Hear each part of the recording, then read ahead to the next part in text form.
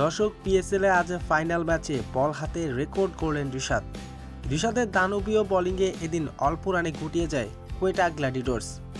PSL এদিন সর্বোচ্চ wicket শিকার করেছেন লাহোর কালান্দার্সের হয়ে রিশাদ হোসেন।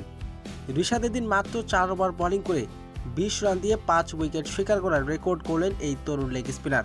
আর এবার পিএসএলে ফাইনাল ম্যাচে ম্যাচ সেরা হন রিশাদ।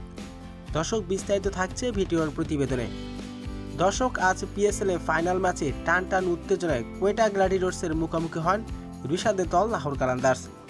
তবে এদিন শুরুতে টসে হেরে আগে ফিল্ডিং করতে নেমেছে রিশাদের দল। টসে জিতে আগে ব্যাটিং করতে নেমেছে কোয়েটা গ্ল্যাডিয়েটর্স। ব্যাটিং করতে নেমে শুরু থেকে দুর্দান্ত খেলতে থাকেন কোয়েটা গ্ল্যাডিয়েটর্সের দুই ওপেনার। তবে এদিন বল হাতে 4র্থ নম্বরে আসেন রিশাদ হোসেন। বল হাতে প্রথম ওভারে উইকেটের দেখা পান তিনি। তবে প্রথম ওভারে 4র্থ বলে রিশাদের করা বলে ক্যাচ তুলে দিয়ে সাজঘরে ফিরেছেন আভিষ্কার ফার্নান্দো। আর এদিন একের পর এক উইকেট তুলতে থাকে বাংলাদেশের এই রিশাদের বিধ্বংসী বোলিংয়ে এদিন বেশি দূর এগোতে পারেনি কোয়েটা গ্ল্যাডিয়েটর্স। রিশাদ এদিন নির্ধারিত 4 ওভার বোলিং করে 5 উইকেট শিকার করেছেন মাত্র 20 রান দিয়ে।